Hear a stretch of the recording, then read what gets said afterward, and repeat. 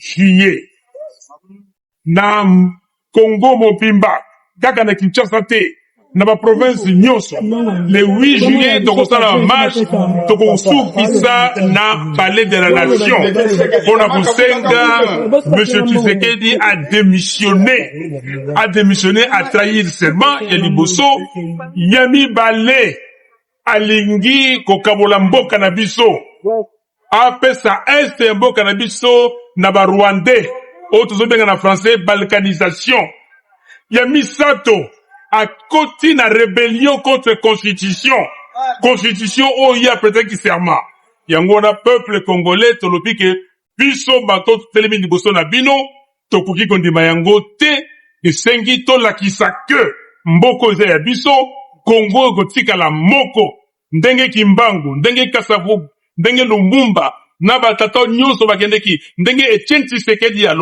balobaka que Congo un indivisible uni Congo ekolobo merci mingi. C'était contre le bilan de dégâts matériels enregistrés lors de cette répression barbare.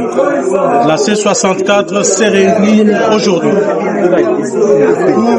1. Évaluer l'activité qui a été organisée le 12 juin 2026 et projeter une nouvelle action. Alors, concernant le premier point,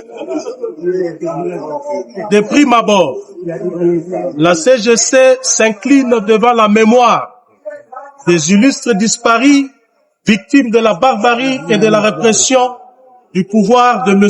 Tshisekedi, et compatit avec nos compatriotes qui ont été blessés, qui se trouvent actuellement, C64, qui se trouvent actuellement dans les hôpitaux et centres de santé. Ainsi, nous appelons notre peuple à ne pas avoir peur, car la peur a changé de camp. Deuxièmement, la C64 a tablé sur les prochaines activités. Nous disons que la répression du 12 n'a fait que conforter notre conviction que le pouvoir en face de nous a peur et que nous allons continuer sans relâche notre combat jusqu'à la victoire finale.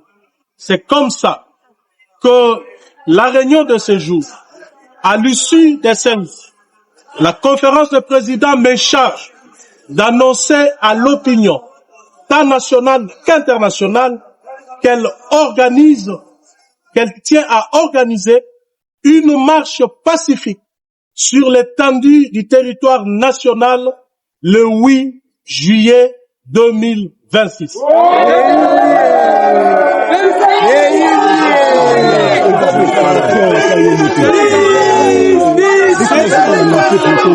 Cette marche aura pour itinéraire,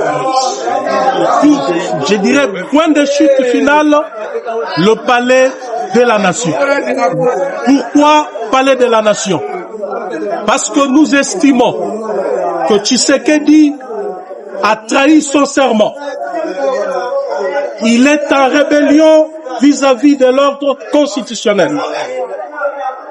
Et cela fait de lui quelqu'un qui a démantelé la base sur laquelle son pouvoir a été légitimé, car il ne reconnaît plus la loi fondamentale sur base de laquelle il exerce son pouvoir. Et nous estimons qu'au nombre de tous ces griefs, que Tshisekedi est indigne de porter la veste du président de la République. Et notre peuple, désormais, ne devra plus reconnaître Tshisekedi comme président de la République. Et ce jour-là, le 8, tous ensemble, nous allons marcher jusqu'au palais de la nation pour lui démontrer notre désaveu total et exiger qu'il puisse démissionner de sa fonction de président de la République.